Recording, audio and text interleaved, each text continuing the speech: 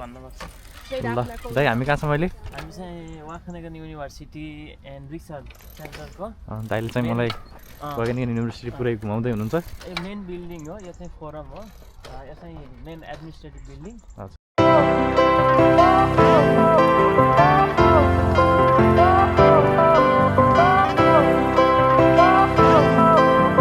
हामी यो वे जाने हामी यहाँ चाहिँ अब डगहरू पनि यत्तिकै छोडिदिन्छ कि त्यो नेचर कन्जर्भेसन डगहरूलाई पनि तर फिड गर्न बाहिरको मान्छेले फिड गर्न पाइँदैन पाइँदैन अनि त्यसपछि आज चाहिँ के कार्यक्रम हुने भएको भएर चाहिँ ओपन रहेछ यहाँ चाहिँ बारबेक्यु गर्न पाइयो कहिलेकाहीँ दिउँसो घाम लागेको बेलामा चाहिँ हामी यहाँ आएर लन्च लाइटिङ पनि रहेछ यहाँ राम्रै मिटिङहरू गर्ने यता झन् पार्किङ अब अर्को भनेको यो चाहिँ सस्टेनेबल युनिभर्सिटी पनि हो वर्ल्डको हजुर त्यो यहाँको इन्फ्रास्ट्रक्चरहरू अलिकति सस्टेनेबल तरिकाले डिजाइन गर्छ तरिकाले पार्किङहरू नि यसरी डिजाइन गर्छ अनि यो फोरहरू पनि ग्रिनहरू सेग्रिगेसन यो त युरोपभरि नै होला होइन फोरको सर्टिङ मेन बिल्डिङ यो भइहाल्यो हजुर हाम्रो बिल्डिङ यही हो मेन बिल्डिङ अनि त्यसपछि यहाँ कति धेरै मान्छेहरू प्रोटेस्ट पनि गर्छन् यहाँ प्रोटेस्ट जस्तै अब इजरायल प्यालेस्टाइनको टाइजहरू लगाउनु पऱ्यो होइन राम्रो रहेछ त्यहाँ टुरिस्टहरू पनि खुलेछ त्यो पनि पिक्चर गर्न सकिन्छ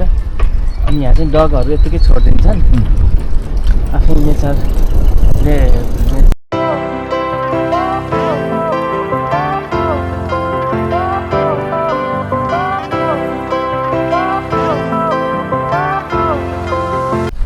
सिट त पुरै पछाडि गयो झर्न अहिले त टुलिसन विभिन्न प्रकारका हुन्छन् कति कति टाइपको कलर हजुरले तर मेन भनेको अझै विभिन्न यिनीहरूले चाहिँ यो 3-4 हप्ता चाहिँ एकदम राम्रो होस् भनेर ल घन्टी पनि रहेछ कतिवटा घन्टी छ यहाँ घन्टी धेरै नै रहेछ यो अटोमेटेड होला होइन बच्चा होला केही आलाम सालाम सिस्टम होला जस्तो लाग्छ केहीको सिम्बल पनि होला अलिक एलिगल स्ट्रक्चर बिहानीको ल हाम्रो वेलकम एट फुड वागेनियन युनिभर्सिटी एन्ड रिसर्च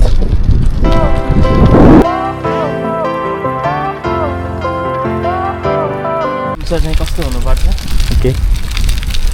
म जापान जाँदा पनि थियो फ्युचरिस्टिक पार्क अब तपाईँ जापान पनि जानुभयो म जापान पनि जापान जाँदा पनि फ्युचरिस्टिक पार्क जस्तै सोलारिनाहरू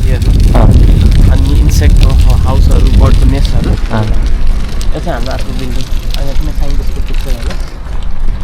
अब यहाँ चाहिँ यो भाँडाहरू छ अब यसको किन राखेको यो चाहिँ घैँटो होइन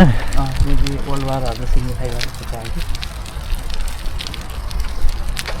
ओरियन भनेको अर्को बिल्डिङ यहाँभित्र चाहिँ पिपलको बुट छ क्या त्यो अहिले पहिला चाहिँ ठुलो थियो अहिले माथि भने चाहिँ पुरै ग्लास होला होइन ग्लासबाटै लाइटहरू चाहिँ भित्र छिर्नलाई अनि बिल्डिङतिर चाहिँ लाइटतिर नेपालमा पनि कुनै बिल्डिङहरू त्यस्तै छ नि अनि यहाँहरूतिर हामी यो चाहिँ फ्युचरिस्टिक पार्क हो फ्लोरा यहाँ जिनहरू त्यो मेसेज देखाउनु खोज्यो होला यहाँ हेर त ल्यान्डस्केपमा 21 मैले काम गर्ने भनेको यसमै हो एनएल 2120 भनेको अब चाहिँ नेचर सोल्युसन भयो भने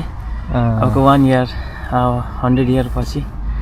नेदरल्यान्ड कस्तो हुन्छ यही कन्सेप्टमा चाहिँ यो ल्यान्डस्केप डिजाइनको पार्क डिजाइन गर्छ यहाँ